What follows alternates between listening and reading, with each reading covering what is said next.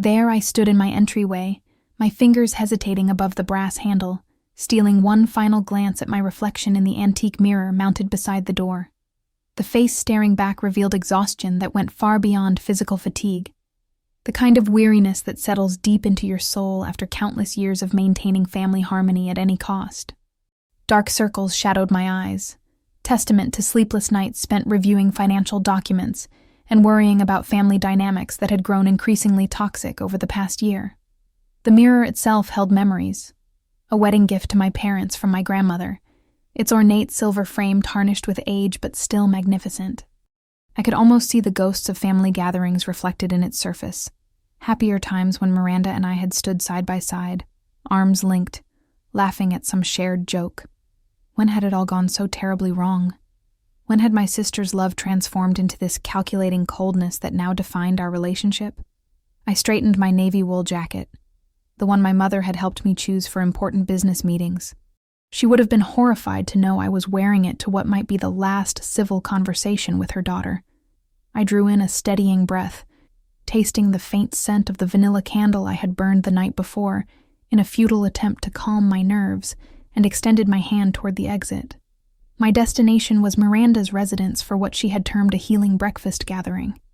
The invitation had arrived via text message 3 days prior, unusually formal for siblings who once shared everything. Sisters only, she had emphasized in a follow-up call, her voice carrying that artificially sweet tone she had perfected over the years. A chance to rebuild what we've lost, Isabella. No lawyers, no husbands, no outside interference. Just us, like when we were children. The memory of our childhood together felt both distant and painfully fresh. We had been inseparable once, 2 years apart in age, but connected by an invisible thread that seemed unbreakable. Miranda, the dramatic one with her wild curls and theatrical gestures, always the center of attention at family gatherings. And me, the steady one, the responsible older sister who cleaned up messes and mediated disputes, even as a child taking on burdens that should never have been mine to carry. Our parents had traveled extensively for their import business, leaving us with a succession of nannies and housekeepers.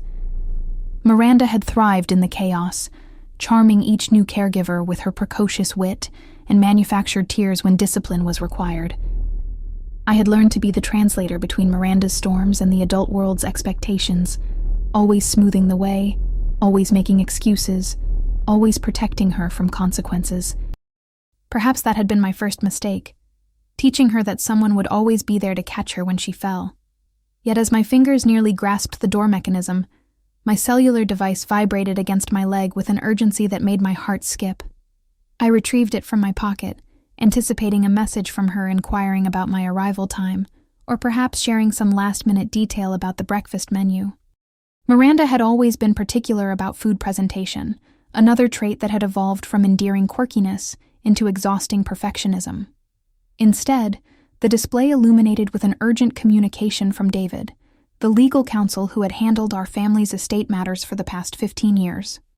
David Richardson, a man so methodical and measured that I had never seen him lose his professional composure, even during the reading of our parents' will, when emotions had run high and accusations had been thrown like weapons across his mahogany conference table. 4 simple words appeared in bold uppercase letters. Ring me immediately. Stay away from there. Time seemed to suspend itself. The intensity behind those words sliced through the morning quiet like an alarm bell, reverberating in the sudden silence of my hallway. David never used capital letters. David never made demands. David was the epitome of legal restraint, choosing his words with the precision of a surgeon and delivering even the most devastating news with calm professionalism. For him to abandon his careful decorum meant something catastrophic was unfolding.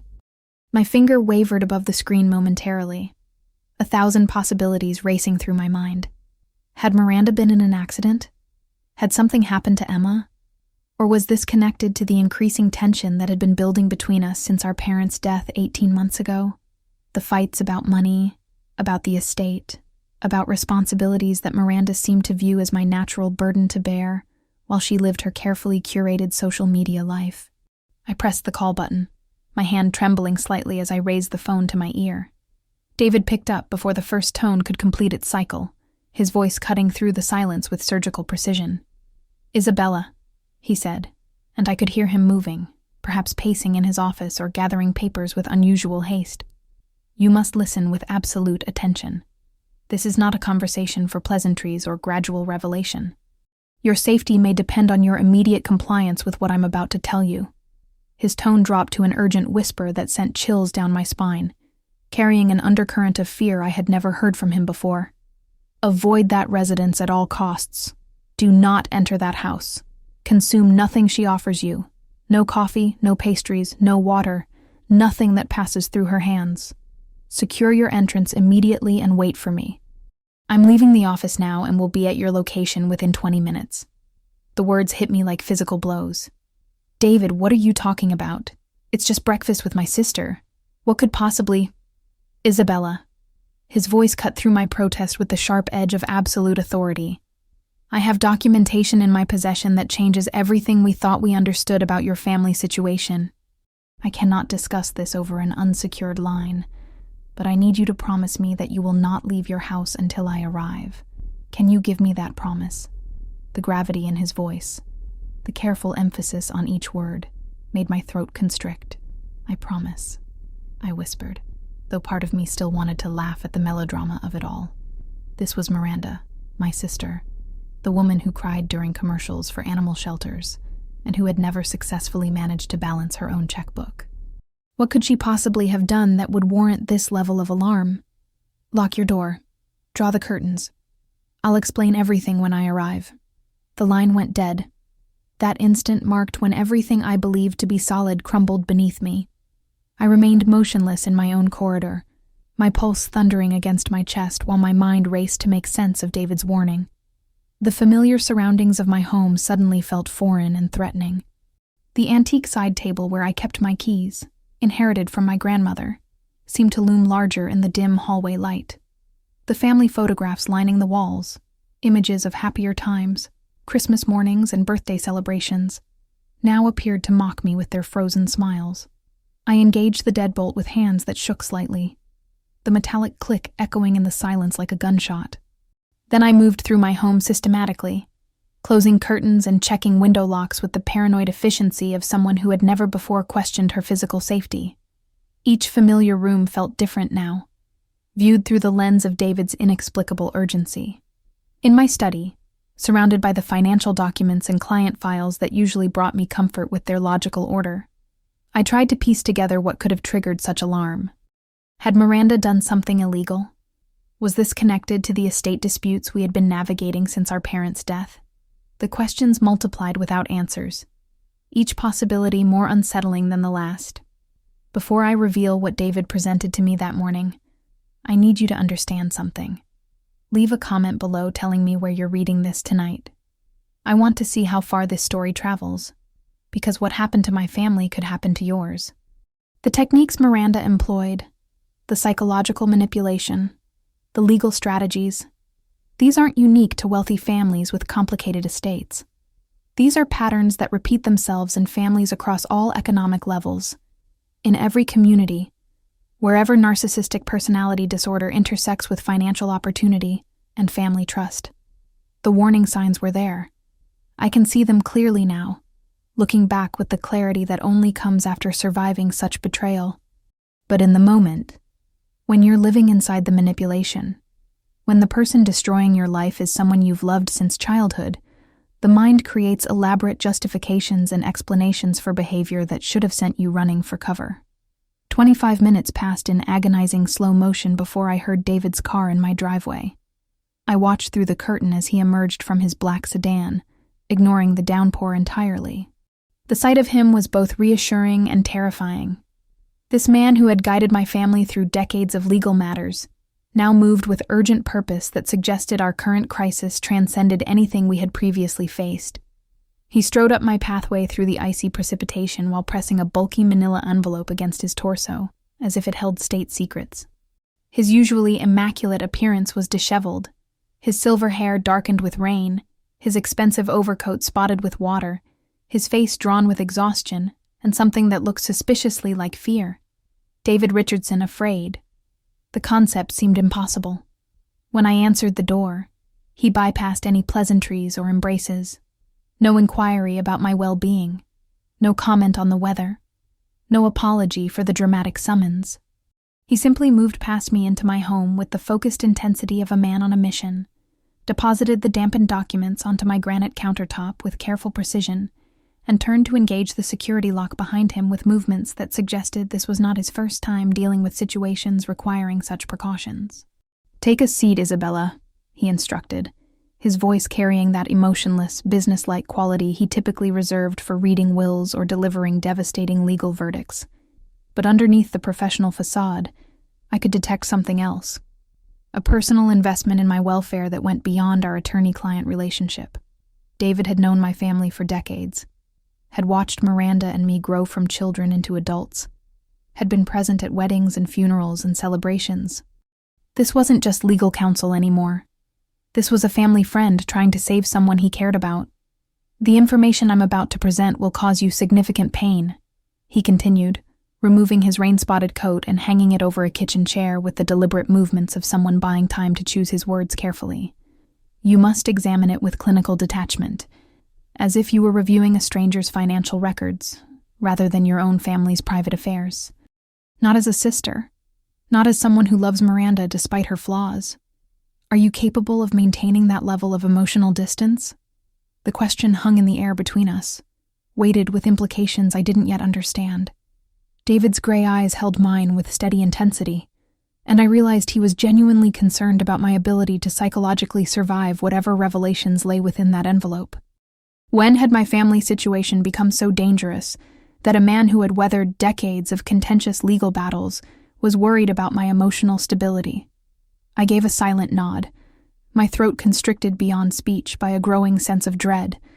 I pulled out the chair and settled myself at the kitchen island where I had shared countless meals with Miranda over the years, where we had planned our parents' funeral arrangements, where we had divided family heirlooms with careful attention to sentimental value rather than monetary worth.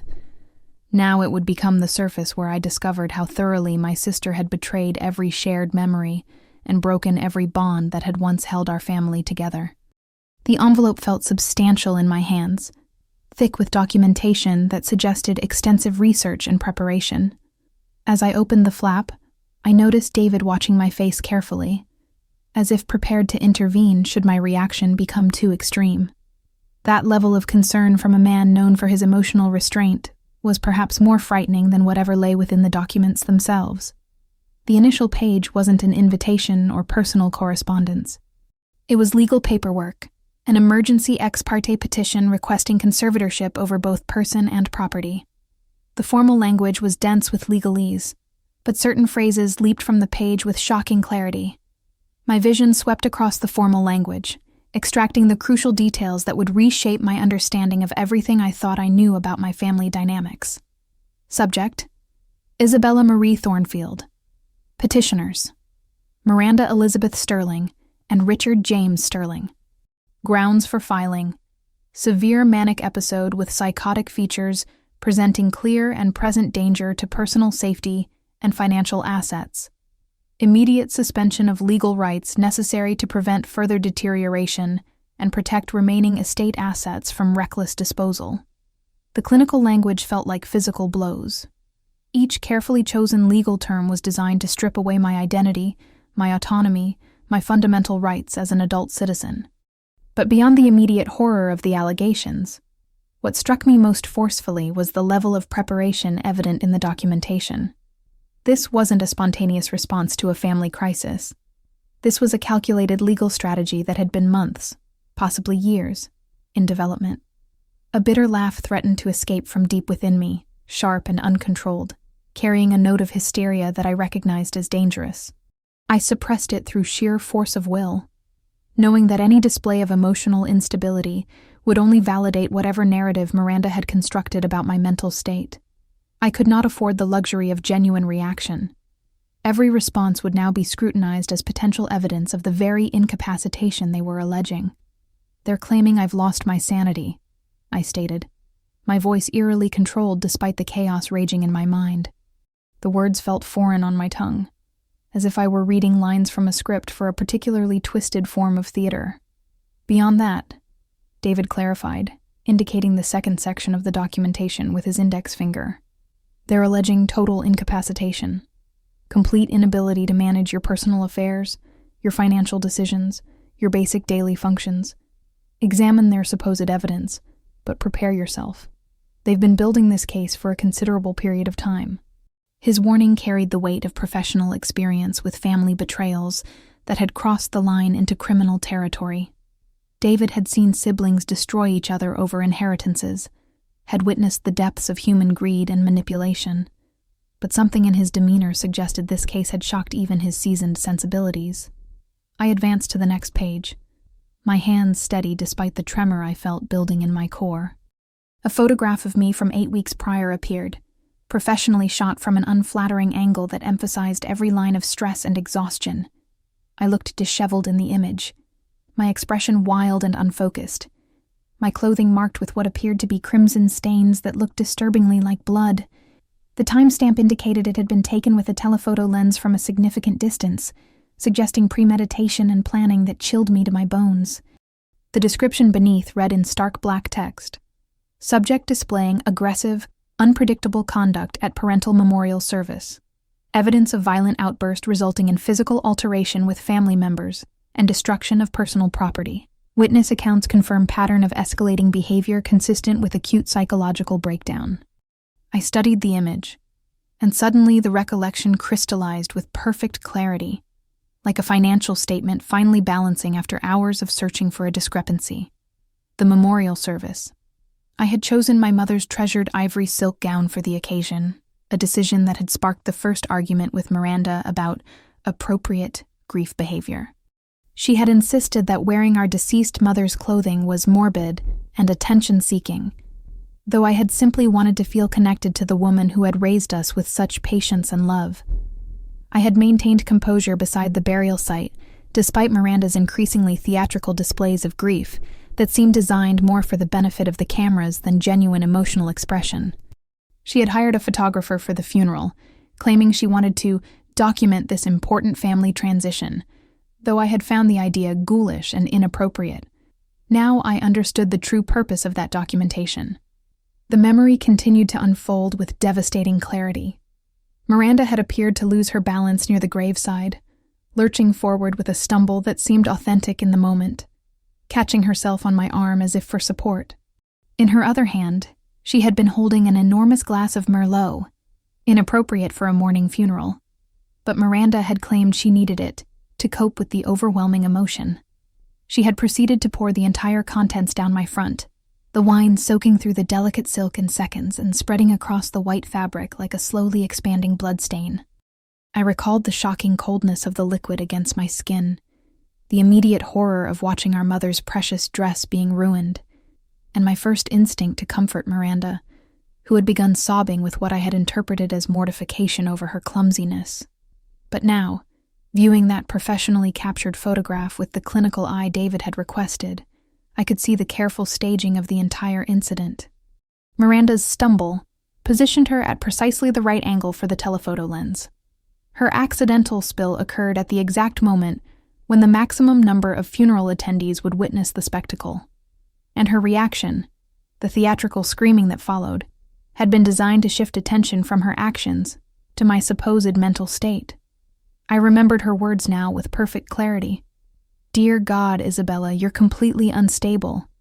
You can't even manage a simple glass without making a scene. Why are your hands trembling like that? Someone please assist her.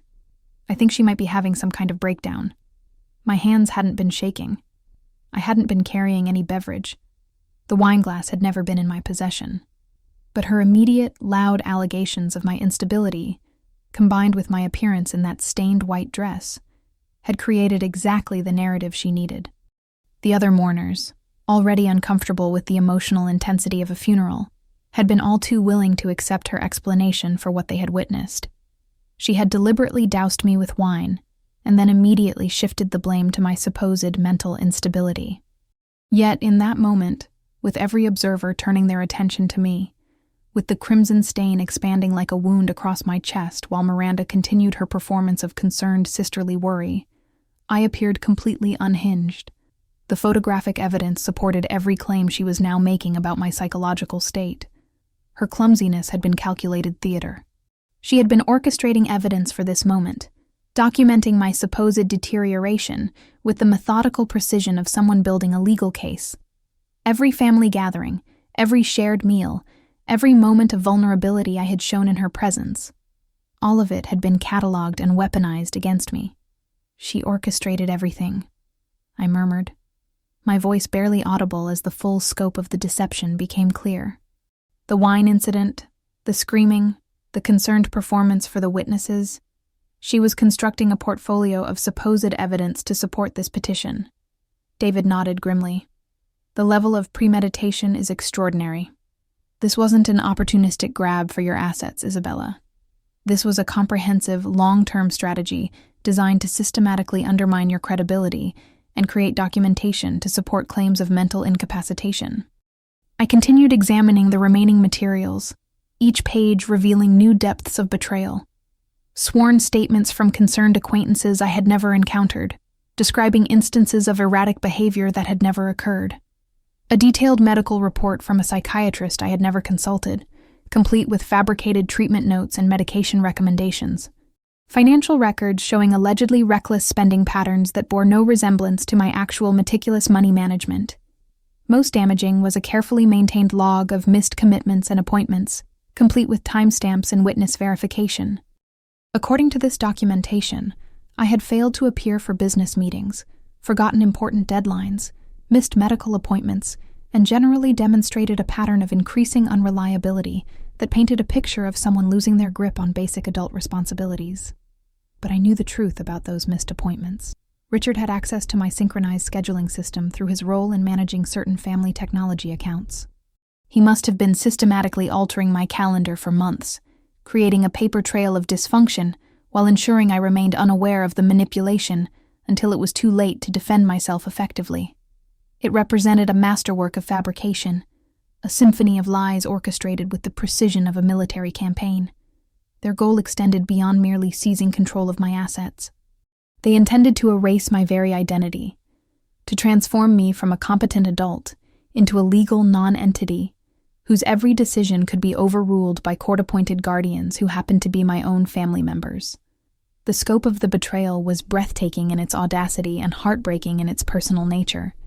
This wasn't a stranger attempting to defraud me for financial gain. This was my sister, the woman who had been my closest confidant and dearest friend, systematically destroying my life while maintaining the facade of loving concern. "What's their motivation?" I inquired, meeting David's gaze while struggling to maintain the clinical detachment he had requested. "Why pursue such extreme measures? The current arrangement benefits everyone. I cover Miranda's credit expenses, handle the estate taxes for the mansion, manage the family investments. Why eliminate their source of support? Why destroy something that's working in their favor?" It was a fair question, one that had been nagging at me throughout this devastating revelation. Miranda lived comfortably on the allowance provided by the family trust, enjoyed the prestige of the family name and property, and bore none of the responsibility for maintaining the financial structures that supported her lifestyle. From a purely practical standpoint, her current situation was ideal. All of the benefits with none of the burdens. David remained silent for a long moment, his expression grave as he weighed his response. When he finally spoke, his voice carried the measured cadence of someone delivering news he knew would cause additional pain. "I believe the answer to that question will become clear when you see what I'm about to show you. But first, I need you to understand that what you're about to learn changes the entire calculus of this situation. This isn't just about control or even greed in the traditional sense." He reached into his briefcase and withdrew a single document, placing it on the granite surface with the solemnity of someone presenting evidence at a murder trial. "This is what I discovered yesterday evening, buried in public records that required considerable research to uncover. It's what prompted my urgent warning this morning." I looked down at the paper he had placed before me. It was a real estate evaluation for Thornfield Estate, commissioned by Miranda 3 weeks earlier from the most prestigious appraisal firm in the region. The figure at the bottom of the page sat there in bold black numerals: $14.5 million. The number seemed to pulse on the page, demanding attention and reshaping my understanding of everything that had transpired between us over the past months. I stared at those numerals while my mind raced to process the implications of what I was seeing. For years, decades even, I had been covering the enormous annual property tax assessments for Thornfield Estate, currently $45,000 per year and climbing with each municipal revaluation. I had regarded this as a family responsibility, a financial burden I was honored to bear in order to preserve our ancestral home for future generations. The estate had been in our family for 4 generations, a magnificent example of Victorian architecture situated on 50 acres of pristine coastal land that our great-grandfather had purchased when the area was still considered remote countryside. I had treated the property as a heritage site, a priceless family treasure whose value transcended monetary considerations. The annual taxes, the maintenance costs, the insurance premiums, all of it had seemed like a reasonable price to pay for preserving our family's legacy.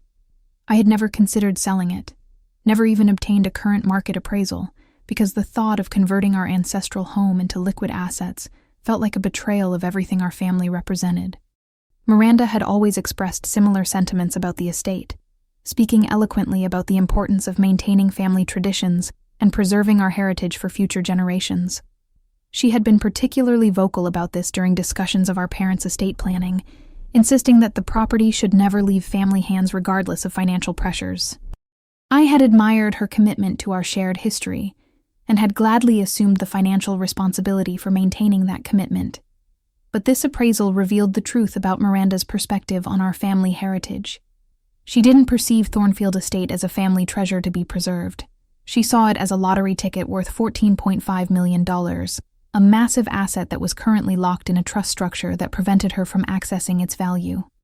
The carefully crafted trust documents our parents had created specified that the property could not be sold without unanimous consent from all family members and approval from the trustee, a role they had assigned to me because of my financial expertise and demonstrated commitment to family preservation.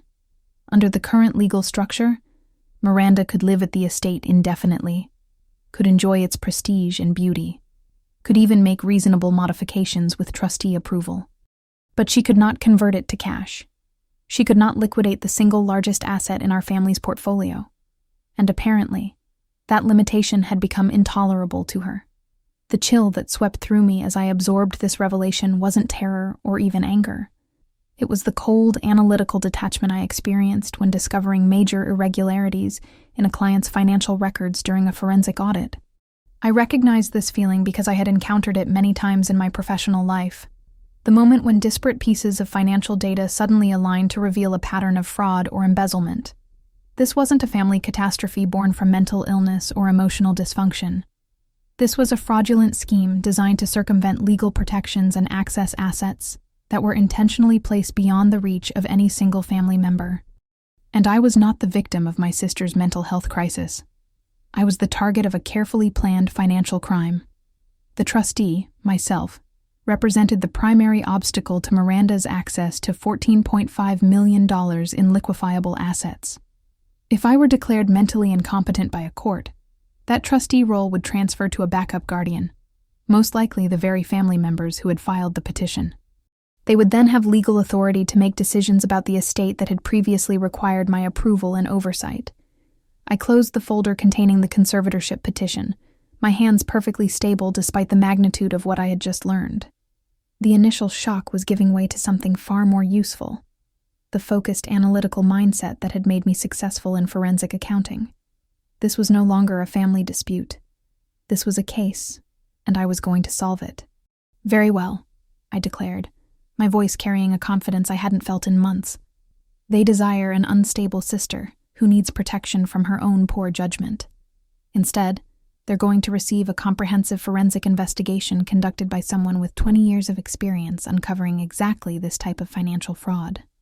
David's expression shifted from concern to something that looked suspiciously like relief, perhaps even admiration. Now you're beginning to think like the accountant who built her reputation on exposing white-collar crime, rather than the sister who's been making excuses for Miranda's behavior for 30 years. I activated my laptop computer, the familiar startup sounds providing a sense of normalcy in the chaos that had become my morning. The monitor illuminated with the familiar blue glow of my digital workspace, typically a realm of structure and rational thought, where problems had solutions and discrepancies could be identified and resolved through systematic investigation. However, today the first item that appeared wasn't a client financial spreadsheet or a forensic audit report. It was an alert from social media, a platform I rarely used but maintained for professional networking purposes. The notification was impossible to ignore. Miranda Sterling is broadcasting live to 15,000 viewers. My cursor hovered over the touchpad while I weighed the wisdom of engaging with whatever performance Miranda was currently staging. I understood that observing her broadcast would only contaminate my thinking and potentially trigger emotional responses that would interfere with the analytical approach this situation required. But I also recognized that I needed knowledge of the narrative she was constructing before I could systematically dismantle it. Any competent forensic investigation begins with understanding the adversary's strategy and identifying the lies that need to be exposed. I clicked the link. The video expanded to fill my screen, revealing Miranda in her element, the center of attention with thousands of viewers hanging on her every word.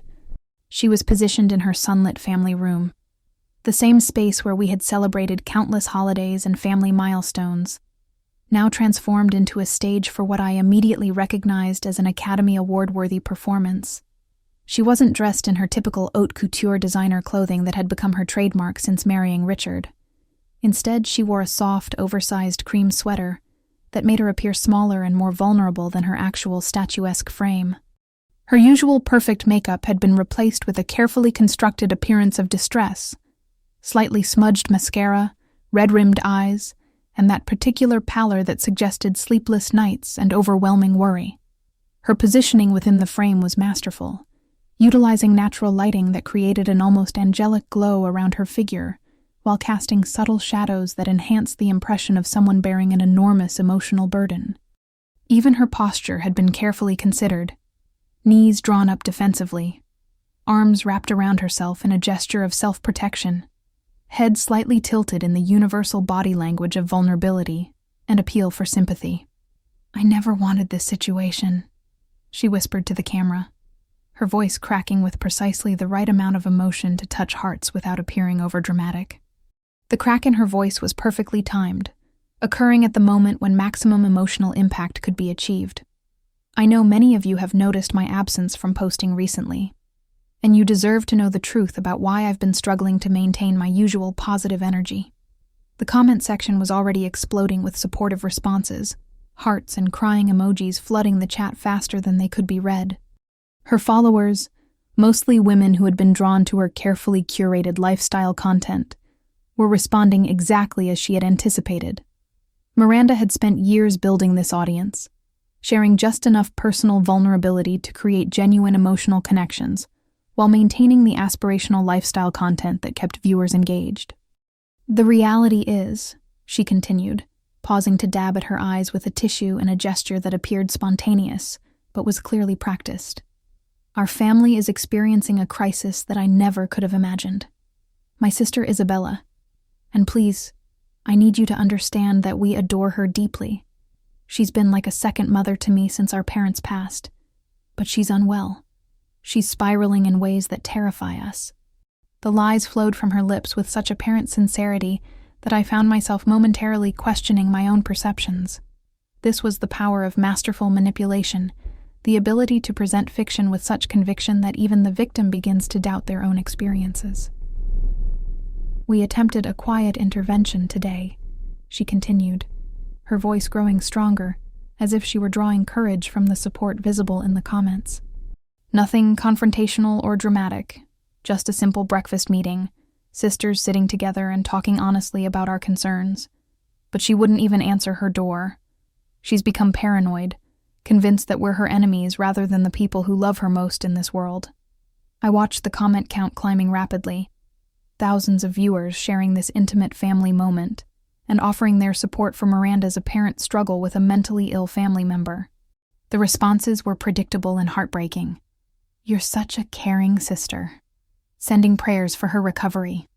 "Mental health struggles are so challenging for families. Do whatever is necessary to help her." Each supportive comment was another nail in the coffin of my reputation, another voice added to the chorus of public opinion that would support whatever legal actions Miranda chose to pursue.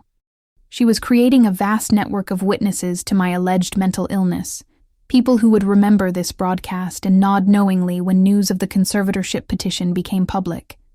"It devastates me," Miranda continued, her performance reaching its emotional crescendo, "because we may be forced to make some extremely difficult legal choices to protect her from her own actions." The last thing any of us wanted was to involve courts and attorneys in what should be a private family matter. But when someone you love is putting themselves in danger, when they're making decisions that could destroy everything our family has worked to build, sometimes love means taking actions that feel like betrayal. The sophistication of this manipulation was breathtaking in its scope and terrifying in its effectiveness. Miranda wasn't simply lying about my mental state. She was crafting a comprehensive narrative that positioned herself as the reluctant hero, forced by circumstances beyond her control to take drastic measures for the protection of someone she loved. I watched, and momentarily I felt the familiar impulse to cry out, to defend myself, to respond in the chat that she was fabricating everything. The urge to fight back was overwhelming, every instinct screaming at me to correct the record and expose her lies to her audience. But then the analytical portion of my mind assumed control, the part of me that had been trained to observe and document rather than react emotionally. I leaned back in my chair and began to dissect the performance systematically, applying the same analytical framework I used when examining suspicious financial transactions. This wasn't merely dishonesty or even garden-variety family drama. It was something far more sophisticated and dangerous. This was what psychologists call concern trolling, a weaponized form of empathy that transforms aggression into apparent compassion. By framing her attack on my autonomy as protection and her greed as burden, Miranda was stripping away my right to feel anger or to fight back against her actions.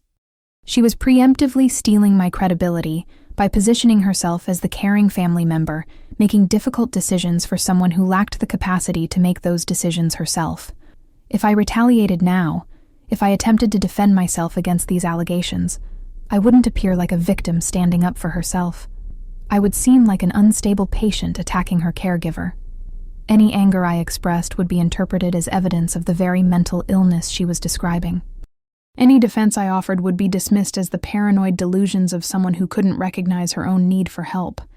She wasn't simply stealing my assets or attempting to gain control over my financial affairs. She was preemptively stealing my credibility, my voice, my right to be believed when I spoke in my own defense. She was using the vocabulary of love and family concern to construct a prison whose bars would be reinforced by public opinion and legal authority. It represented the ultimate form of psychological manipulation, because it enlisted the rest of the world to help hold the door shut. Every viewer who sympathized with her plight, every comment expressing support for her difficult decisions, every person who shared this broadcast as an example of family love under pressure, all of them became unwitting accomplices in the systematic destruction of my autonomy and reputation. The genius of concern trolling lies in its appearance of selflessness. Miranda wasn't claiming to benefit from the action she was contemplating. Quite the opposite. She was presenting herself as someone making enormous personal sacrifices for the well-being of a family member she loved. Who could argue with such noble motivations? Who would dare to suggest that such apparently selfless concern might mask darker intentions? I closed the browser tab, my decision made. The fury building in my chest was cold and solid, heavy like granite and infinitely more useful than the hot rage that had initially flared when I first understood the scope of her betrayal. Anger was counterproductive. Analysis was power. "Excellent, Miranda," I said to the empty room, my voice steady and controlled. "You want to manipulate the narrative and control public opinion? You want to play the role of the concerned sister making difficult decisions? Let's examine the actual data instead of your carefully constructed fiction." I opened a fresh browser window and began the systematic investigation that would either save my life or confirm my worst fears about the people I had loved and trusted most. I accessed my personal cloud storage accounts with the methodical precision of someone who had spent decades unraveling financial deceptions. If Miranda and Richard were building a case based on claims of confusion and neglected responsibilities, they would have needed to manufacture a comprehensive paper trail demonstrating my supposed deteriorating mental capacity. Fabricated evidence always left digital footprints for those who knew where to look. My first target was my digital calendar system, the organizational backbone that had kept my professional and personal life running smoothly for years. I pulled up the calendar interface for the previous 6 months, and what appeared on my screen made my stomach clench with a mixture of fury and admiration for the scope of their deception. At first glance, my calendar looked like the organizational system of someone experiencing severe cognitive decline. Missed dental appointments, forgotten client meetings, social engagements I had supposedly scheduled, and then abandoned without explanation. Conference calls I had apparently committed to attend but never joined. Professional obligations that had been left hanging while colleagues and clients attempted to reach me without success. The pattern was consistent and damning, a gradual but unmistakable deterioration in my ability to manage basic adult responsibilities. Any mental health professional reviewing this data would immediately recognize the signs of someone losing their grip on reality, someone who desperately needed intervention before they caused irreparable damage to their professional relationships and personal well-being. But I knew with absolute certainty that I had never scheduled a lunch meeting with Richard on a Tuesday in March. I definitely hadn't forgotten a critical tax deadline in April. My professional reputation had been built on never missing financial deadlines, under any circumstances, and I had no memory of committing to attend a charity gala in May that had apparently been left hanging when I failed to appear. I began clicking through individual calendar entries, examining the metadata that most users never bothered to review, but which contained the digital DNA of every modification made to the system. What I discovered made my blood run cold with the implications. Entry after entry showed the same pattern. Created by user Isabella, modified by user admin. The administrative account was linked to the family's shared technology management system, a convenience arrangement we had established years earlier when Richard had volunteered to handle the technical aspects of our digital infrastructure. I had granted him administrative access to help with software updates and security maintenance, never imagining that such access could be weaponized against me. I pulled up the detailed login history for my calendar system, a forensic trail that would reveal exactly who had been accessing my accounts and when. My hands were trembling slightly as I navigated to the security section, because I knew that what I was about to discover would fundamentally change my understanding of how long this conspiracy had been in development. The login logs revealed a devastating pattern of unauthorized access stretching back over 8 months. Multiple logins from devices I didn't own, traced to IP addresses I had never visited. The most frequent unauthorized access point was registered to an iPad Pro with a location stamp in the historic district of the city, the neighborhood where Miranda lived in the restored Victorian mansion that Richard had purchased as their wedding gift to themselves. The scope of the digital infiltration was breathtaking. Richard hadn't simply gained access to my calendar system. He had been systematically manipulating my entire digital life with the patience and precision of a master criminal. For months, he had been logging into my synchronized accounts, quietly deleting appointment reminders so I would appear forgetful, moving scheduled meetings by an hour or two so I would arrive late and seem confused, and planting fictional events that I would have no memory of agreeing to attend. But the manipulation went far beyond simple calendar tampering. I discovered evidence of alterations to my email system, subtle modifications to important messages that changed meeting times or locations in ways that would make me appear unreliable to colleagues and clients. Banking alerts had been redirected to an email address I didn't recognize, preventing me from receiving notifications about unusual account activity. Even my professional website had been modified, with contact information altered so that potential clients would be unable to reach me directly. It wasn't just digital sabotage. It was a comprehensive campaign designed to systematically undermine my professional competence, while ensuring I remained unaware of the manipulation until it was too late to defend myself effectively. Every time I had apologized for being late to a meeting, every moment when I had questioned my own memory about scheduling conflicts, every instance when I had worried about my increasing forgetfulness, Richard had been there, watching my confusion with apparent concern, while secretly orchestrating every stumbling block.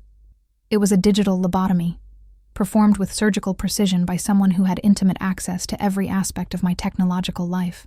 They had been hacking my perception of reality, one calendar modification at a time, gaslighting me with my own digital devices, while positioning themselves as loving family members concerned about my apparently deteriorating mental health. I began taking screenshots of the evidence, building a comprehensive documentation file that would expose the true nature of their conspiracy. Login histories, modification logs, IP address traces, timestamps that prove systematic, unauthorized access over an extended period. The evidence was overwhelming and legally devastating. Clear proof of computer crimes that carried serious federal penalties. "David," I called out, my voice steady despite the magnitude of what I was discovering. "You need to see this. They weren't just planning to steal my assets. They've been conditioning me for months to doubt my own competence."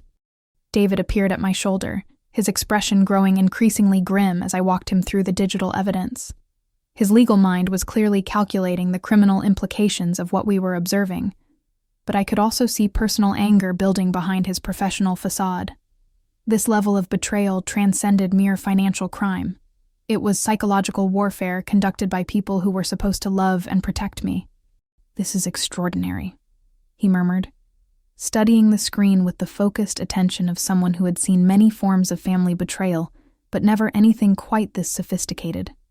The level of planning, the patience required to execute something like this over such an extended period. "Isabella, you're not dealing with typical family dysfunction here. This is organized crime." As we continued examining the digital evidence, my phone began buzzing with incoming text messages.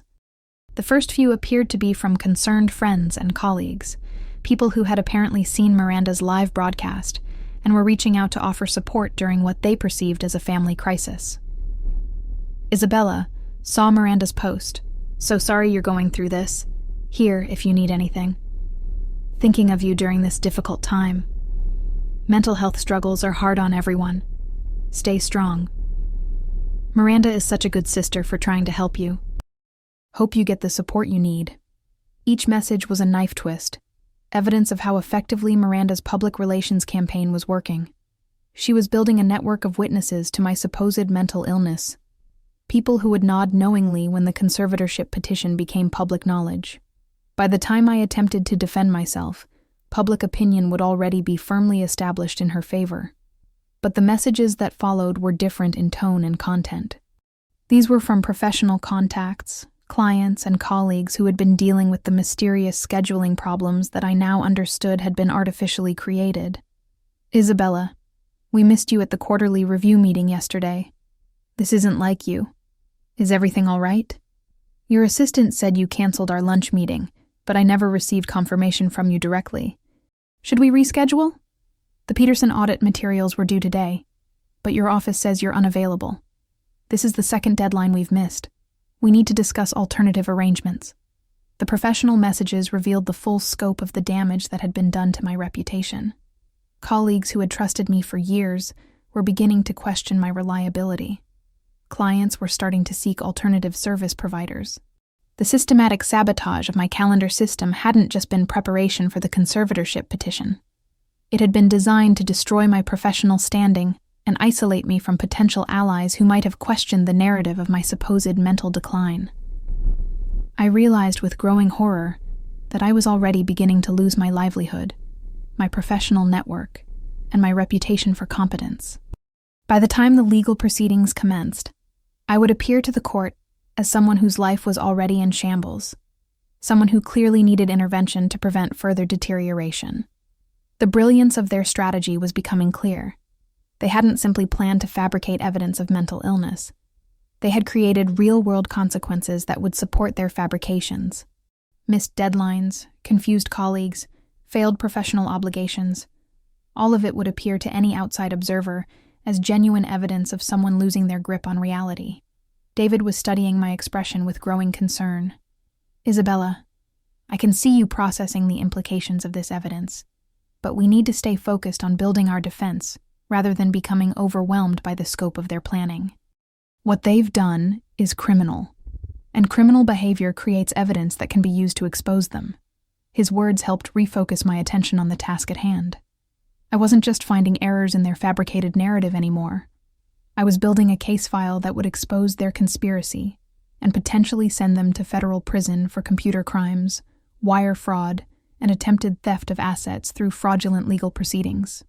I continued my systematic examination of their digital manipulation, documenting every unauthorized access, every modified appointment, every piece of evidence that would demonstrate the premeditated nature of their attack on my autonomy and reputation. This wasn't opportunistic greed. This was a carefully planned campaign of psychological warfare designed to isolate me from support networks while systematically undermining my credibility. The work was methodical and emotionally exhausting, but it was also empowering. For the first time since David's urgent phone call that morning, I felt like I was fighting back rather than simply reacting to attacks. Every piece of evidence I documented was a weapon in my arsenal, proof that would expose their lies and potentially save not just my assets, but my freedom and identity. As the morning stretched toward afternoon, I found myself thinking about our childhood, searching my memories for signs of the callous calculation that Miranda was demonstrating now. Had there always been this capacity for manipulation hiding beneath her charming exterior? Or had something fundamental changed in her character over the years since our parents' death? I remembered the little girl who had cried when she accidentally stepped on a butterfly, who had insisted on elaborate funeral ceremonies for goldfish and hamsters, who had seemed incapable of causing intentional pain to any living creature. When had that sensitive child transformed into someone capable of systematically destroying her own sister's life for financial gain? The answer, I realized, probably lay in the gradual corruption of someone who had learned early that her needs would always be met by others, that consequences could always be avoided through charm and manipulation, that love was a resource to be exploited rather than a bond to be cherished. Our parents' indulgence, my own enabling behavior, Richard's encouragement of her worst impulses, all of it had contributed to creating someone who viewed other people as tools to be used rather than individuals deserving of respect and consideration. But understanding the psychological origins of her behavior didn't diminish the immediate threat she posed to my future. If anything, it made her more dangerous, because someone who had spent decades perfecting the art of manipulation would be extraordinarily difficult to expose and defeat in a legal system that relied heavily on credibility and public perception. By evening, the sky above the coastline had transformed to the ominous shade of a fresh bruise, dark purple clouds gathering with an intensity that matched my growing sense of urgency about the legal battle ahead. The Weather Service had been warning about a major storm system approaching the coast, and the first waves of wind and rain were beginning to assault my windows with increasing violence. The storm seemed fitting somehow, an external manifestation of the chaos that had invaded my previously ordered life. I was still seated at my kitchen island, surrounded by printouts and documentation of Richard's digital sabotage, when the sound of frantic pounding at my front door cut through the noise of the wind and rain. The knocking wasn't the measured rhythm of a delivery driver or the authoritative rap of law enforcement. It was desperate and irregular, the sound of someone driven by urgent need, rather than polite social convention. I felt my heart rate spike as I considered the possibilities. Had Miranda discovered my investigation? Were they escalating their tactics beyond legal maneuvering into more direct intimidation? I checked the security feed on my phone, the camera app revealing a small figure huddled on my porch, drenched from the storm and shivering beside a bicycle that had been carelessly thrown onto my lawn. Even through the distortion of rain and poor lighting, I could make out the familiar silhouette of my niece Emma, though she looked smaller and more fragile than I had ever seen her before. I disengaged the deadbolt and pulled the door open against the resistance of the wind, immediately soaked by the driving rain that swept across my porch. Emma stood there in her yellow rain slicker, water streaming from her helmet and plastering her dark hair to her skull. But it was her eyes that stopped me cold, wide and terrified, darting around as if she expected her parents to materialize from the storm's shadows at any moment. "Aunt Isabella," she whispered, her teeth chattering so violently she could barely form the words. "They don't know I'm here.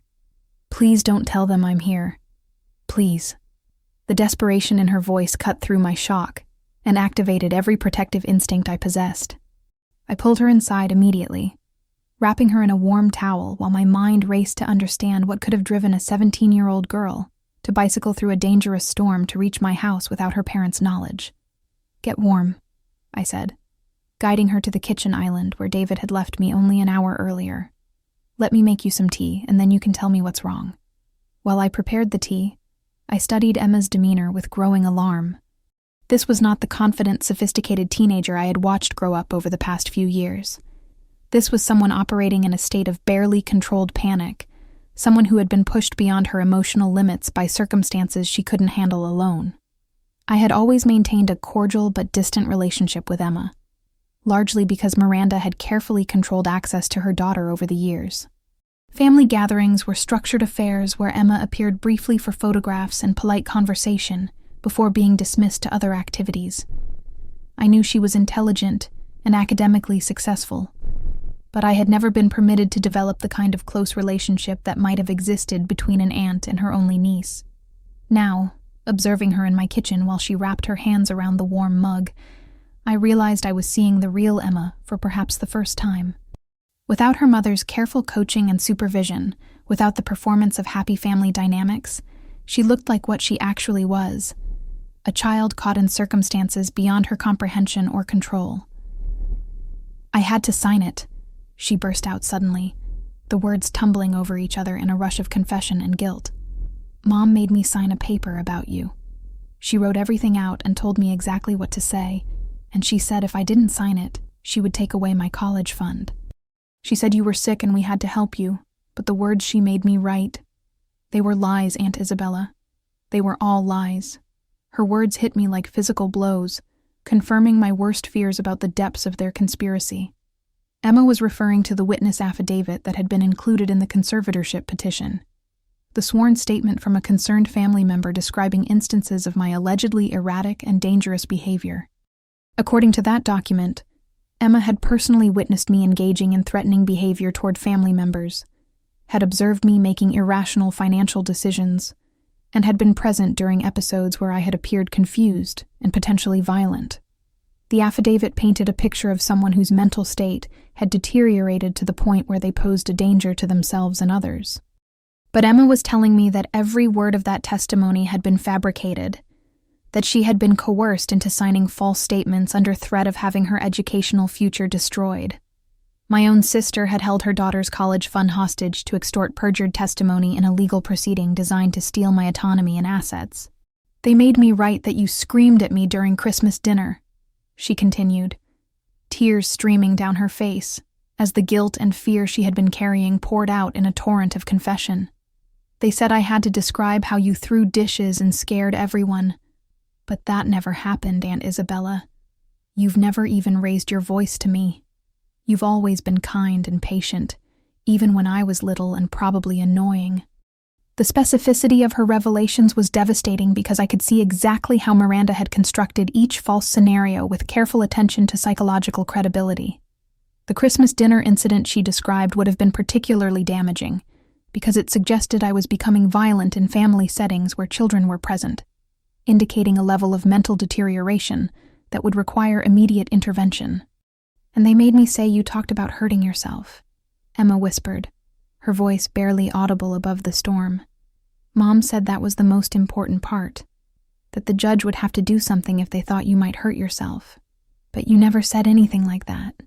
You never even seemed sad, except when Grandma and Grandpa died, which was normal. Rage, hot and blinding, erupted in my chest as I absorbed the full scope of what they had done. They had weaponized a child's love and trust, turning Emma into an unwilling accomplice in their conspiracy, while threatening her future if she refused to participate. They had corrupted the legal system by presenting fabricated testimony as sworn evidence, and they had demonstrated their willingness to destroy anyone who stood between them and their financial objectives, including their own daughter. But looking at Emma's terrified face, I realized that my anger was counterproductive. She didn't need my rage. She needed sanctuary and protection from parents who had proven themselves capable of extraordinary cruelty. I pushed down my emotional response and focused on being what she needed in this moment. A safe harbor in a storm that had nothing to do with the weather. "I know you didn't mean to hurt me, Emma," I said softly, reaching across the table to cover her hands with mine. "You were threatened and manipulated by adults who should have protected you instead of using you.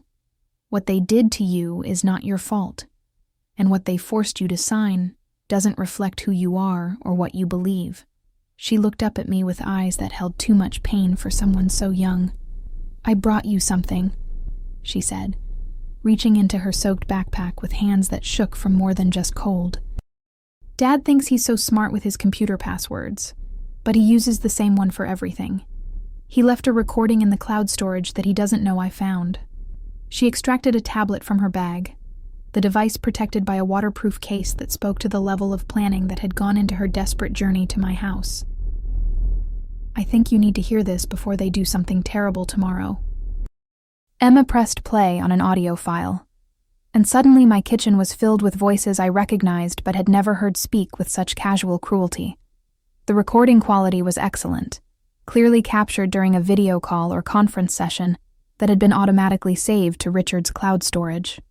"We need to accelerate the timeline," Richard's voice said, his tone carrying none of the warm familiarity I had associated with my brother-in-law for years. "That old witch is proving tougher than we anticipated. She's not breaking down the way we expected, and if she starts investigating the irregularities we've created, this whole thing could collapse." "Agreed," Miranda's voice responded, and I was struck by how different she sounded when she wasn't performing for an audience. Gone was the vulnerable sister struggling with a family crisis. This was a cold, calculating businesswoman discussing strategy with a co-conspirator. "If the judge grants the emergency conservatorship order on Tuesday, how quickly can we liquidate the estate? I've already had preliminary conversations with the development company. The contracts are ready to execute," Richard replied.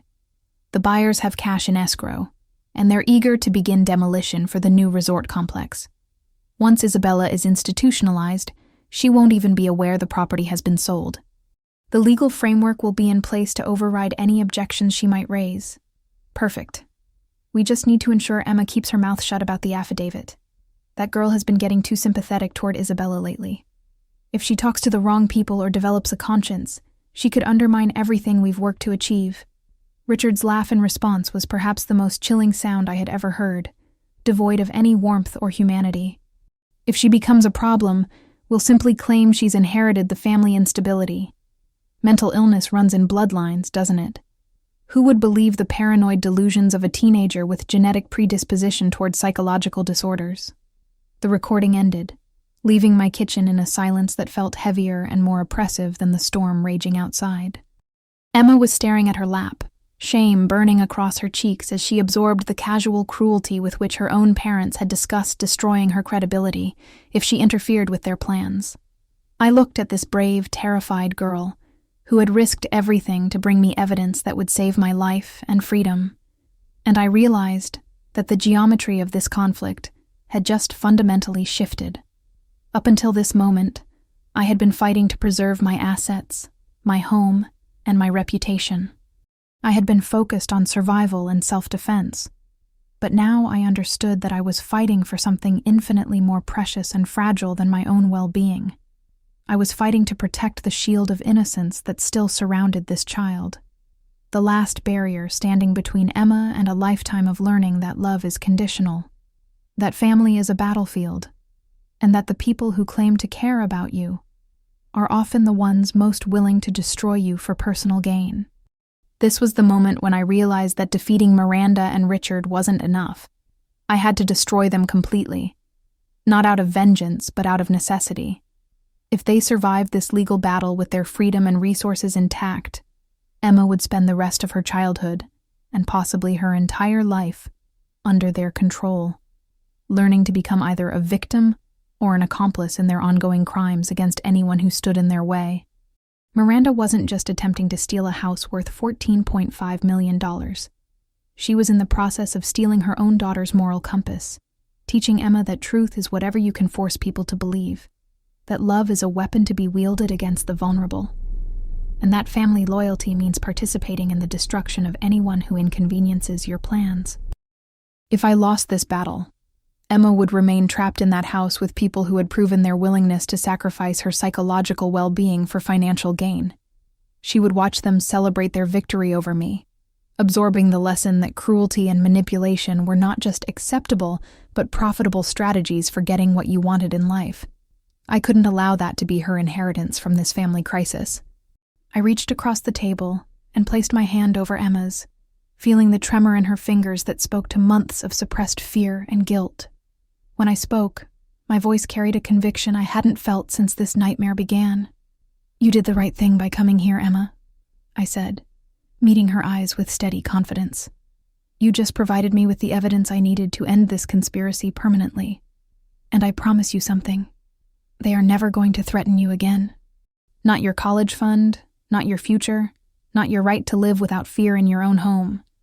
I lifted the tablet containing their recorded conversation, digital evidence that would transform their criminal conspiracy from allegation into proven fact. "This isn't just evidence, Emma. This is the weapon that's going to destroy them completely." The storm outside was reaching its peak intensity, but inside my kitchen, I felt a calm certainty settling over me like armor. The time for defense was over. Now it was time to go to war. By midnight, David had returned to my house, his coat dripping with rain as he hung it carefully over a kitchen chair and surveyed the transformation that had occurred in my home during his absence. The dining room table had been converted into a command center, covered with printouts, legal documents, computer equipment, and the digital devices that contained evidence of the most sophisticated family fraud case he had encountered in his decades of legal practice. Emma was asleep in my guest bedroom, emotionally exhausted by the courage it had taken to bicycle through a dangerous storm and confess her unwilling participation in her parents' conspiracy. I had called David immediately after hearing the recorded conversation, and he had spent his evening consulting with specialists in computer crime and family law, building the legal framework that would be required to turn our evidence into criminal charges. The atmosphere in my kitchen had shifted from the panicked fear of the morning to the cold, electrified focus of a war room where the final battle strategy was being planned. This was no longer about defending myself against false allegations. This was about launching a comprehensive counterattack that would expose their crimes and ensure they faced the full consequences of their actions. "The audio recording changes everything," David said, settling into the chair across from me and spreading additional legal documents across the table. "Combined with the digital evidence of computer intrusion and calendar manipulation, we have proof of a criminal conspiracy that extends far beyond simple family financial disputes."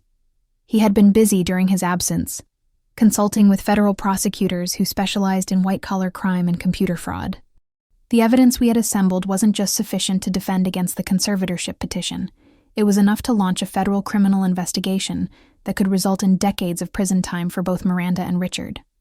Wire fraud, computer intrusion, identity theft, perjury, conspiracy to commit theft of assets through fraudulent legal proceedings, David continued, ticking off charges on his fingers. And that's just the federal counts. State charges could include elder abuse, extortion, and criminal threatening. They've created enough evidence to destroy their own lives. But I was thinking beyond criminal charges and prison sentences. Emma's recorded evidence had revealed something that changed the entire strategic calculation of our response. Miranda and Richard hadn't just planned to steal my assets. They had already committed to selling property they didn't own to buyers who expected immediate access for development purposes. "David," I said, pulling out additional documents I had discovered during my afternoon investigation, "I think we're missing the most important piece of this puzzle. They're not just planning to gain control of Thornfield Estate. They've already promised to deliver it to buyers who have paid substantial deposits for immediate development rights." I showed him the real estate contracts I had found in Richard's cloud storage, documents that revealed the true scope of their desperation. A development company specializing in luxury resort properties had paid a non-refundable deposit of $500,000 for the right to purchase Thornfield Estate, with contracts requiring title transfer and demolition access within 48 hours of closing. "They've already spent the deposit money," I continued, showing him the banking records that proved the funds had been used to pay off Richard's substantial business debts. "They're not just planning a crime. They're trapped in a situation where they have to commit crimes or face bankruptcy and potential fraud charges from the buyers they've already taken money from. David studied the contracts with growing amazement at the scope of their legal exposure. They've painted themselves into a corner. If they can't deliver the property as promised, they'll face civil lawsuits from sophisticated commercial buyers who have the resources to pursue them aggressively. But if they attempt to deliver property they don't legally control, they're committing multiple felonies with federal sentencing guidelines that could put them in prison for decades. The beautiful irony of their situation was becoming clear. In their greed and desperation, they had created a legal trap that would destroy them regardless of whether our defense succeeded. Even if they somehow managed to convince a court that I was mentally incompetent, the property they were attempting to steal was protected by legal restrictions they hadn't bothered to research. "There's something else," I said, retrieving the final document that would complete their destruction. I spent this afternoon researching the legal history of Thornfield Estate, and I discovered something that makes their entire scheme impossible to execute. I placed a copy of the federal conservation easement on the table, a document that had been buried in my parents' records for so many years that I had forgotten its existence until my systematic review of the estate's legal documentation. Our great-grandfather donated the development rights to the federal government in 1952, in exchange for significant tax benefits, I explained. The estate is permanently protected from demolition, subdivision, or commercial development. Any attempt to violate the conservation easement results in federal seizure of the property and criminal penalties for the violators. David's expression shifted from professional interest to something approaching awe as he absorbed the implications of what I was showing him. They've sold property they can't legally deliver, taken money for development rights that don't exist, and committed to actions that would constitute federal crimes against protected heritage property. Exactly, I replied. Miranda saw a $14.5 million lottery ticket, but she never bothered to research whether the property could actually be developed. She's promised to deliver something that legally cannot be delivered to buyers who are expecting immediate demolition access for a major resort development. The conservation easement wasn't just our defense, it was their death warrant. Even if they somehow managed to gain legal control of the property through the conservatorship proceeding, any attempt to honor their development contracts would result in federal intervention and charges that carried mandatory minimum sentences. We had discovered the perfect legal trap, one that would allow them to destroy themselves while I remained safely protected by documentation they had never bothered to research. All I had to do was give them exactly what they wanted and wait for them to step on their own landmine. "I'm not going to fight the conservatorship petition," I announced, watching David's eyes widen in shock at my unexpected strategy. "Isabella, that's exactly what they want.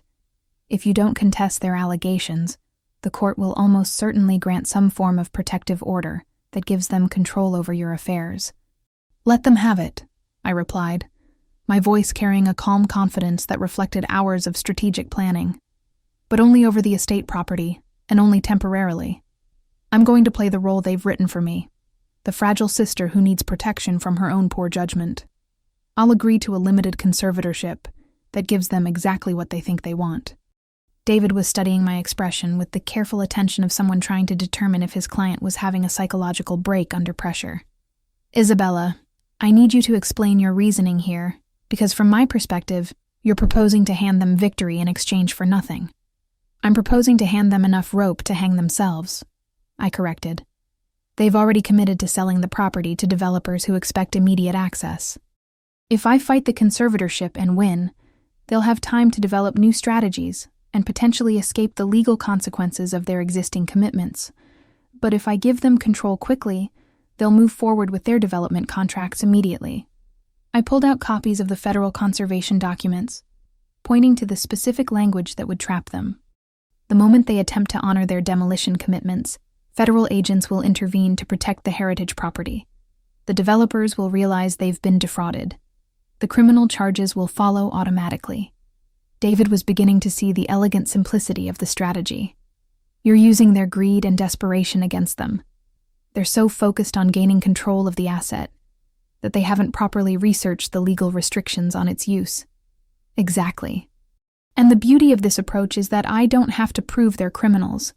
I just have to let them commit crimes while federal agents are watching. The conservation easement has enforcement mechanisms that don't require my participation. I can sit back and watch them destroy themselves. The more I explained the strategy, the more convinced I became that this was our best path forward. Fighting the conservatorship would be expensive, time-consuming, and ultimately unnecessary. Miranda and Richard had already created the circumstances for their own destruction. All I had to do was step aside and allow them to walk into the trap they had set for themselves. There's one additional benefit to this approach, I added. Emma will be protected. If we expose their conspiracy now through a contested conservatorship hearing, she becomes a witness in a criminal case that could last for years. But if we let them proceed with their plan and allow federal authorities to intervene later, Emma's testimony about the fabricated affidavit becomes supporting evidence rather than the foundation of our defense. The conversation continued deep into the night, as we refined the details of a strategy that felt both dangerous and elegant in its simplicity. We would document everything, prepare for every contingency, but ultimately we would give Miranda and Richard exactly what they thought they wanted, and trust that their own criminal behavior would provide the consequences that justice required. The storm outside was beginning to weaken, but inside my kitchen, we were planning the quiet destruction of people who had proven themselves capable of extraordinary evil disguised as family love. By morning, the real war would begin. 3 days later, I found myself sitting in Judge Margaret Henley's courtroom, wearing the navy suit my mother had helped me choose for important business meetings, playing the role of a confused and grateful sister who finally understood that she needed help. The irony wasn't lost on me that the same courthouse where I had once handled complex financial fraud cases was now the stage for my own performance in a drama that would determine whether justice or manipulation would ultimately prevail. Judge Henley was known throughout the legal community as someone who took conservatorship cases seriously, recognizing that the fundamental rights of citizens were at stake in proceedings that could strip away autonomy from people who might be unable to defend themselves. She was methodical, thorough, and deeply skeptical of family members who stood to benefit financially from conservatorship arrangements. Under normal circumstances, Miranda and Richard would face significant scrutiny from someone with Judge Henley's reputation for protecting vulnerable adults. But these weren't normal circumstances. They had spent months building a comprehensive case file that painted me as someone in desperate need of intervention, complete with medical documentation, witness statements, financial records, and digital evidence that appeared to support every claim they were making. They had done their homework, and they had done it well.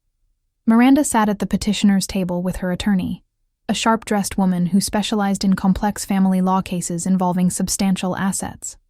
Her appearance had been carefully crafted for maximum emotional impact. Conservative dress, minimal makeup, an expression of reluctant concern that suggested someone making painful decisions out of necessity rather than choice.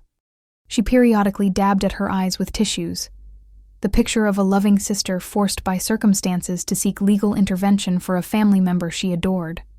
Richard sat beside her, projecting the image of a supportive brother-in-law who had exhausted every alternative before agreeing to pursue legal action. His testimony, when called upon, was measured and persuasive, describing months of escalating concern about my decision-making capacity and my increasing isolation from family members who were trying to help. David sat beside me at the respondent's table, playing his role as the concerned attorney who had reluctantly agreed that some form of protective oversight might be necessary for his longtime client. The performance was crucial, because any appearance that I was being coerced into accepting the conservatorship would trigger additional scrutiny from Judge Henley. When called upon to speak, I delivered the performance of my lifetime. I acknowledged that I had been struggling since our parents' death, that I recognized some of my decisions might not have been in my best interests, and that I appreciated my family's concern for my well-being. I expressed gratitude for Miranda's willingness to take on the burden of helping manage estate affairs that had become overwhelming for me to handle alone. The key was striking the right balance, appearing troubled enough to warrant intervention, but not so damaged that the court would appoint an independent conservator, rather than approving the family arrangement that Miranda was requesting. I needed to seem grateful for their help, rather than resistant to their control. "Your Honor," I said when given the opportunity to address the court, "I recognize that my family loves me and wants what's best for me. I've been having difficulty managing some aspects of the estate, and I think having my sister's help with those responsibilities would reduce the stress I've been experiencing. Judge Henley studied my demeanor carefully, clearly evaluating whether I was speaking freely or under some form of coercion. Ms.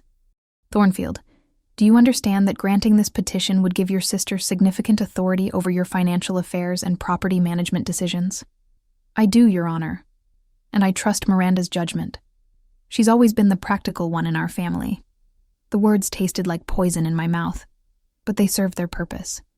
Judge Henley made her decision after reviewing the extensive documentation Miranda's attorney had provided, concluding that a limited conservatorship over estate assets was warranted given the evidence of my apparent struggles with complex financial management. The court order was specific and restrictive. Miranda would have authority over real estate transactions and major financial decisions related to the family estate, but my personal assets and daily living decisions would remain under my control. It was exactly what they had requested, and exactly what I needed them to have in order to proceed with their criminal plan. Miranda left the courthouse with tears of apparent relief streaming down her face, immediately calling local media outlets to discuss the difficult family decision she had been forced to make. By evening, her story was being covered by news stations across the region, positioning her as the devoted sister making personal sacrifices to care for a family member struggling with mental health challenges. The public relations campaign was sophisticated and effective, generating sympathy for Miranda while reinforcing the narrative that I was someone who required protection from my own poor judgment. Social media exploded with supportive comments, shares of Miranda's emotional interviews, and discussions about the challenges facing families dealing with mental health crises. But while Miranda was managing public perception, I was documenting every word, every interview, every public statement she made about my alleged condition. Each lie would become evidence in the criminal cases that would follow, proof that the conservatorship had been obtained through fraud and perjury. More importantly, the court order gave her exactly what she needed to proceed with the property sale she had already committed to completing. Within hours of leaving the courthouse, she was on the phone with the development company, confirming that legal obstacles to the property transfer had been resolved and that demolition could commence as originally scheduled. The developers were eager to move forward. They had invested significant money in surveys, environmental assessments, and architectural planning for the luxury resort complex they intended to build on the Thornfield estate grounds. Delays would cost them additional money and potentially jeopardize their financing arrangements with investors who expected rapid development and early returns on their capital. Miranda scheduled the property closing for the following Tuesday, with demolition to begin immediately afterward. The development company had already arranged for specialized equipment to remove the Victorian mansion, viewing it as an unfortunate obstacle to the more profitable resort construction they planned to complete within 18 months.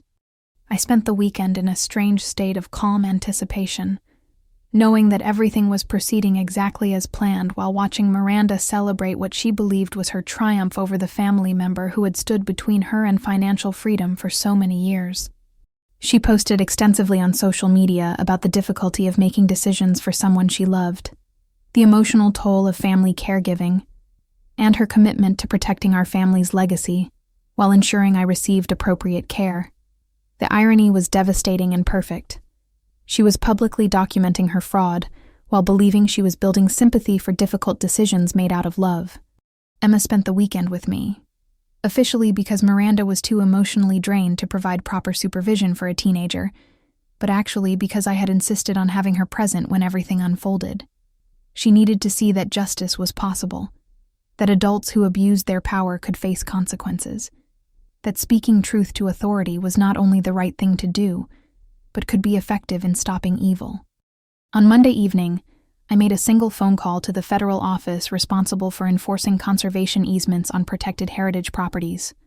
I identified myself as the former trustee of Thornfield Estate, explained that new management planned to begin demolition within 24 hours, and provided the case number for the conservation easement that protected the property from exactly the development activities that were about to commence. The federal response was immediate and overwhelming. Conservation easement violations fell under multiple jurisdictions, involving the FBI, the Environmental Protection Agency, the Department of the Interior, and specialized federal prosecutors who handled heritage protection cases. An active demolition attempt against protected property was treated as a federal crime in progress, triggering emergency response protocols designed to prevent irreparable damage to historically significant sites. By dawn on Tuesday, federal agents had established a perimeter around Thornfield Estate, effectively sealing off the property and preventing any unauthorized access. Court orders were obtained within hours, freezing all financial transactions related to the property and launching formal investigations into the attempted sale of protected federal assets. Miranda's demolition crew arrived on schedule, followed immediately by local news crews she had invited to document what she described as the difficult but necessary step of removing a deteriorating family property that posed safety hazards and represented an unnecessary financial burden on the estate. The dramatic confrontation that followed was broadcast live across multiple media platforms, capturing the moment when Miranda's carefully constructed lies collided with federal law enforcement and the immutable reality of legal documents she had never bothered to research. Federal agents explained patiently but firmly that Thornfield Estate was protected property that could not be demolished under any circumstances, that attempts to sell protected conservation assets constituted federal crimes, and that everyone involved in the planned demolition would be subject to immediate arrest if they proceeded with any activities that violated the conservation easement. Miranda's reaction was everything I could have hoped for and more. Faced with the collapse of her carefully planned scheme, she abandoned the facade of concerned sister and revealed the calculating criminal she had always been underneath the performance.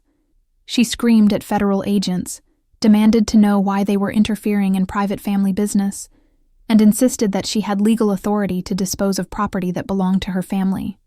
The news crews captured every word, every gesture, every moment of her transformation from sympathetic caregiver to enraged criminal caught in the act of committing federal crimes.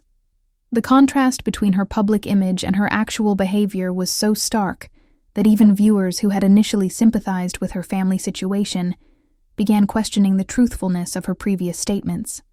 The developers realized within hours that they had been defrauded by someone who had sold them rights to property she didn't own and couldn't legally deliver. Their response was swift and devastating. Civil lawsuits seeking treble damages, criminal referrals to federal prosecutors, and public statements distancing their company from what they described as an elaborate real estate fraud scheme. Richard's attempts to contain the situation only made things worse. His efforts to intimidate federal agents with threats of political connections and legal challenges were recorded and immediately shared across social media platforms, creating additional evidence of his criminal mindset and his willingness to obstruct federal law enforcement in the performance of their duties. By afternoon, arrest warrants had been issued for both Miranda and Richard on multiple federal charges related to wire fraud, conspiracy, computer crimes, and attempted destruction of protected heritage property. Additional state charges were filed within days, including perjury, extortion, and criminal threatening, based on the evidence Emma had provided about their coercion of her false testimony. The comprehensive scope of their criminal exposure was staggering. Between the federal conservation violations, the real estate fraud, the computer intrusion crimes, and the perjury charges related to the conservatorship petition, they faced potential sentences that could keep them in federal prison for decades. But beyond the criminal charges, the civil lawsuits were equally devastating. The development company pursued aggressive litigation seeking recovery of their deposits, plus additional damages for lost profits and project delays. Other investors who had relied on Miranda's fraudulent representations filed separate lawsuits.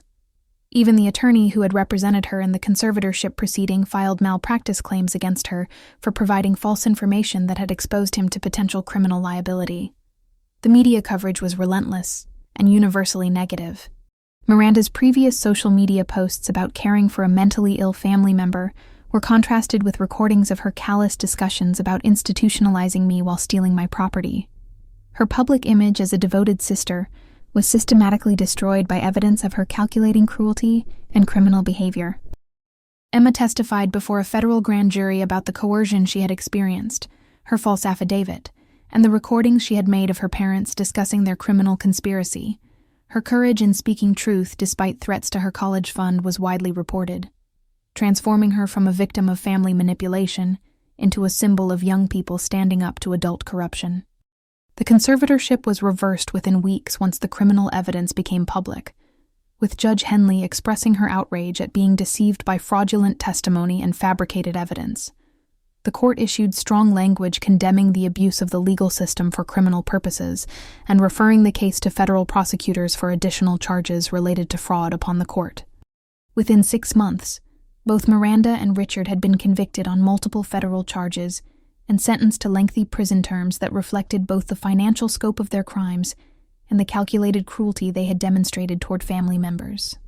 The federal sentences were structured to run consecutively rather than concurrently, ensuring that their punishment would extend for decades.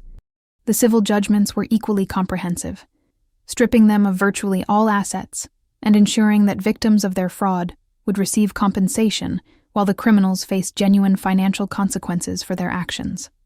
The family home where Emma had grown up was sold to satisfy court judgments, though Emma herself was protected by victim compensation programs that ensured her education would be funded despite her parents' crimes. The emotional toll on Emma was significant, but the outcome provided crucial validation that justice was possible and that adults who abused their authority could face meaningful consequences. She chose to continue living with me while completing her final year of high school, eventually pursuing legal studies in college, with the goal of protecting other families from the kind of abuse we had experienced. The transformation in our relationship was one of the few positive outcomes of the entire ordeal. Away from her parents' manipulation and control, Emma revealed herself to be a thoughtful, principled young woman who had maintained her moral compass despite growing up in an environment where love was conditional and truth was whatever could be enforced through fear. A year after the arrests, Emma and I stood together on the restored grounds of Thornfield Estate, the Victorian mansion gleaming after months of renovation and conservation work funded by the federal heritage protection programs. The property that Miranda had viewed as a $14.5 million lottery ticket had been preserved for future generations, exactly as our ancestors had intended when they placed it under conservation protection. The irony was perfect and complete. Miranda's greed had led directly to the comprehensive protection and restoration of the very asset she had tried to destroy. Her attempts to circumvent legal protections had resulted in additional federal oversight and funding that ensured the property would be maintained in perpetuity, as an example of successful heritage conservation. Emma was beginning her sophomore year at an excellent university, studying law and international relations with the goal of working in victim advocacy and family protection services. Her experience with manipulation and coercion had given her unique insights into the psychology of abuse, while her courage in exposing criminal behavior had demonstrated her capacity to stand up for what was right, even when doing so required personal sacrifice. "Do you ever regret how it ended?" Emma asked as we walked through the gardens that had been restored to their original 19th century splendor. I considered the question carefully before responding. "I regret that it was necessary. I regret that your parents chose criminal behavior over family loyalty. I regret that you had to experience betrayal from the people who should have protected you. But I don't regret stopping them. And I don't regret ensuring that they faced consequences for their actions." Emma nodded thoughtfully.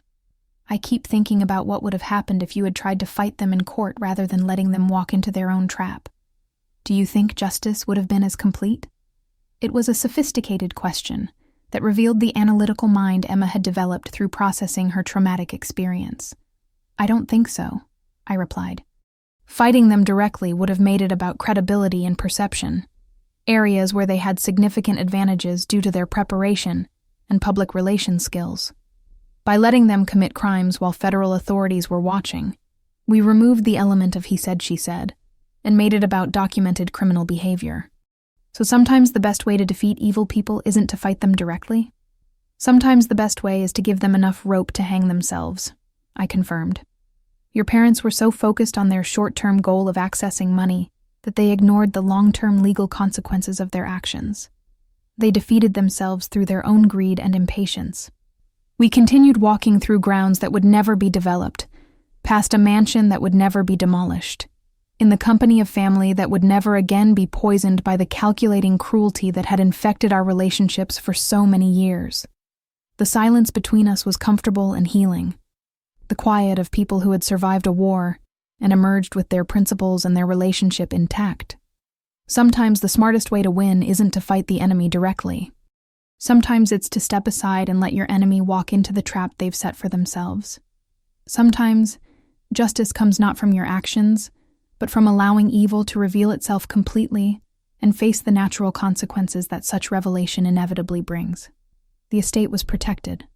Emma was free. The criminals were in prison where they belonged.